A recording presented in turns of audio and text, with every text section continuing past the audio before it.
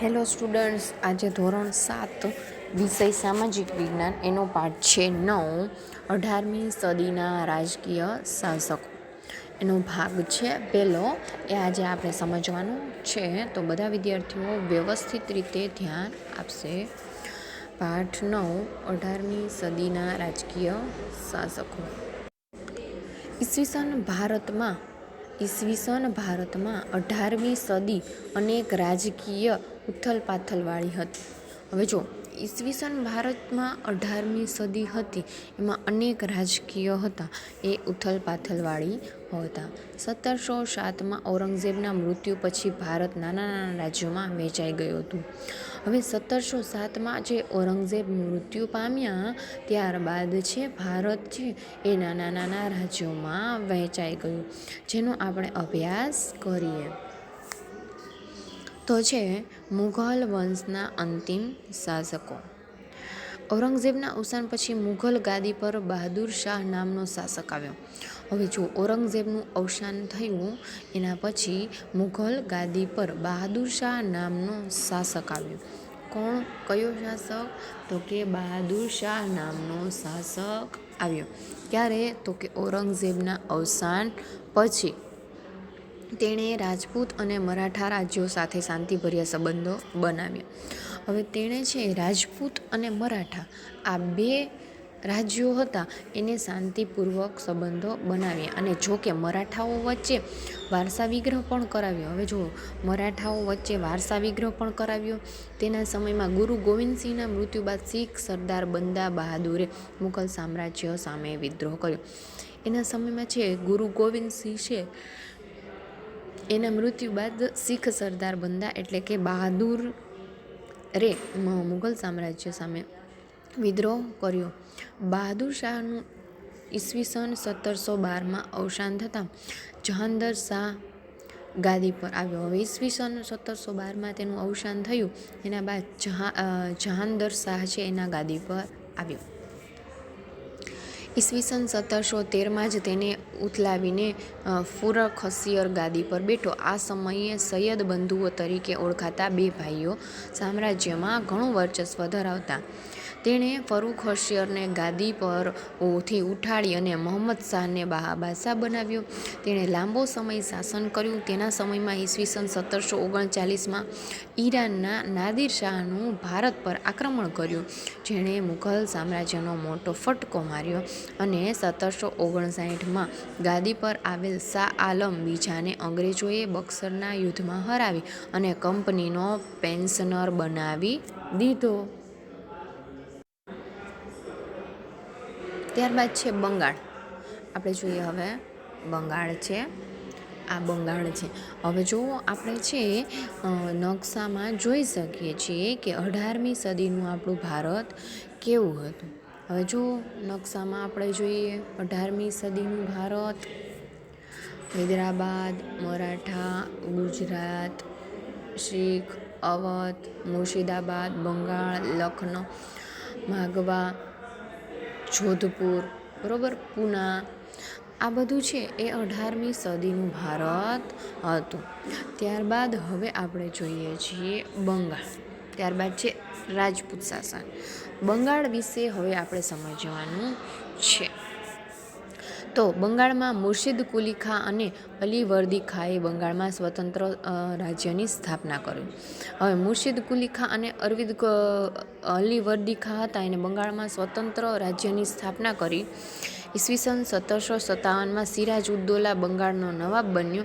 East India company અને બંગાળના નવાબ વચ્ચે ઈસવીસન 1757માં પ્લાસીનું યુદ્ધ થયું. હવે જો ઈસ્ટ ઇન્ડિયા કંપની અને બંગાળના નવાબ વચ્ચે છે ઈસવીસન 1757માં પ્લાસીનું યુદ્ધ થયું. આ યુદ્ધની જીતથી બંગાળમાં અંગ્રેજોએ 24 પરગણાની જાગીર મળી અને પ્લાસીના યુદ્ધ બાદ નવાબમાં બનેલા મીર જાફરને હટાવીને મીર કાસિમને બંગાળનો નવાબ બનાવ્યો. તેણે અવધના નવાબ અને મુઘલ શહેનશાહનો સાથ મેળવીને અંગ્રેજો સામે બક્સરનું યુદ્ધ કર્યું, જેમાં તેની હાર થતાં બંગાળમાં નવાબના શાસનનો અંત આવ્યો. ત્યારબાદ છે રાજપૂત શાસન. મુઘલ સામ્રાજ્યના પતન બાદ રાજસ્થાનમાં જયપુર સૌથી શક્તિશાળી રાજ્ય હતું. હવે જો રાજપૂત શાસનમાં છે મુઘલ સામ્રાજ્યના પતન થયું એના બાદ રાજસ્થાનમાં જયપુર છે એ સૌથી શક્તિશાળી રાજ્ય હતું. રાજા સવાઈ જયસિંહ કુશાગ્ર રાજનેતા, સુધારક, કાયદાવિદ અને વિજ્ઞાન પ્રેમી પણ હતા. તેમણે જયપુર શહેરની સ્થાપના કરી. તેઓ મહાન ખગોળશાસ્ત્રી હતા. તેમણે દિલ્હી, જયપુર, ઉજ્જૈન અને મથુરામાં આધુનિક વેધશાળાઓની સ્થાપના કરી હતી. અન્ય રાજપૂત રાજ્યોમાં જોધપુર, બિકાનેર, કોટા, મેવાડ, બુંદી અને સિરોહી અગત્યના હતા. અન્ય રાજપૂત રાજ્યો ક્યાં ક્યાં હતા? તો કે જોધપુર, બિકાનેર, કોટા, મેવાડ, બુંદી અને સિરોહી છે એ અગત્યના રાજપૂત રાજ્યો હતા. ત્યારબાદ છે શીખ સામ્રાજ્ય. ગુરુ નાનકે 15મી સદીમાં શીખ ધર્મની સ્થાપના કરી હતી. હવે ગુરુ નાનકે 15મી સદીમાં શીખ ધર્મની સ્થાપના કરી. બરોબર. શીખ ધર્મ ગુરુ પરંપરા સાથે સંકળાયેલો છે, જેમાં 10 ગુરુઓ હતા.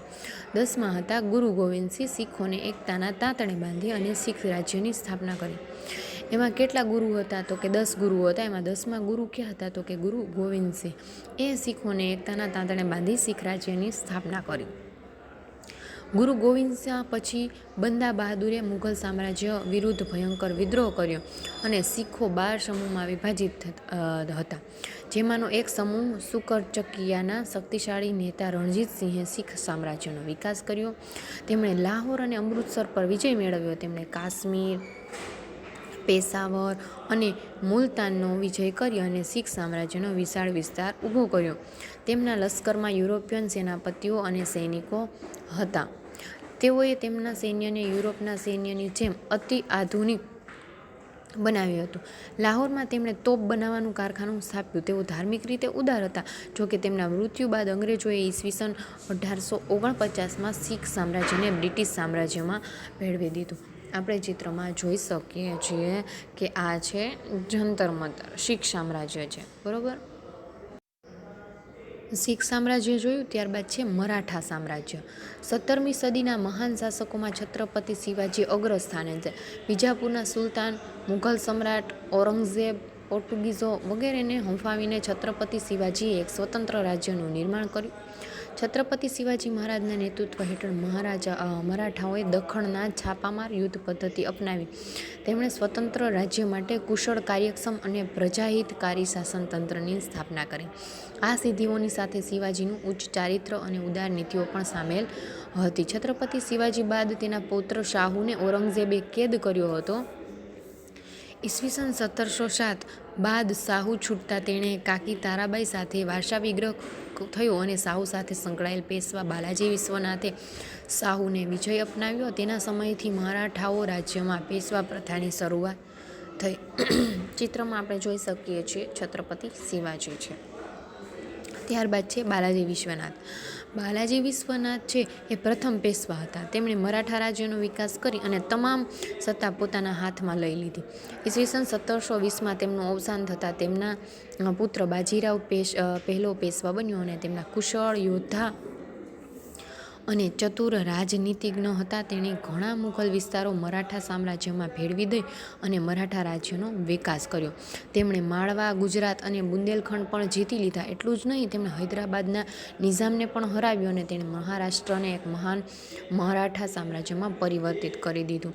તેમણે ઈસવીસન 1740માં તેમના અવસાન બાદ તેમના પુત્ર બાલાજી બાજીરાવ પેશવા બન્યા અને તેમણે બંગાળથી લઈ અને મૈસૂર સુધીના વિજયો પ્રાપ્ત કર્યા હતા. ઈસવીસન 1761માં ઈરાનના શાહ અહેમદ શાહ અબ્દાલીએ ભારત પર આક્રમણ કર્યું. ઈસવીસન 1761માં ઈરાનના શાહ અહેમદ શાહ અબ્દાલીએ ભારત પર આક્રમણ કર્યું અને મરાઠાઓ અને અબ્દાલી વચ્ચે પાણીપતનું ત્રીજું યુદ્ધ થયું, જેમાં મરાઠા રાજ્યની હાર થઈ અને હારના સમાચાર મળતા આઘાતથી બાલાજી બાજીરાવનું અવસાન થયું. આ યુદ્ધે મરાઠાને નિર્બળ બનાવ્યા અને પરિણામે ભારતમાં બ્રિટિશ સત્તાનો ઉદય થયો. ક્યારે? તો કે ઈસવીસન 1761માં ઈરાનના શાહ અહેમદ શાહ અબ્દાલીએ ભારત પર આક્રમણ કર્યું. ક્યારે? તો કે 1761માં. મરાઠાઓ અને અબ્દાલી વચ્ચે પાણીપતનું ત્રીજું યુદ્ધ થયું અને જેમાં મરાઠા છે એ રાજ્યની હાર થઈ અને હારના સમાચાર મળતા જ તેના આઘાતથી બાલાજી બાજીરાવનું અવસાન થયું. આ યુદ્ધે મરાઠાઓને નિર્બળ બનાવ્યા. પરિણામે ભારતમાં બ્રિટિશ સત્તાનો ઉદય થયો. અહીં છે આપણો પાઠ 9 એ પૂર્ણ થાય છે.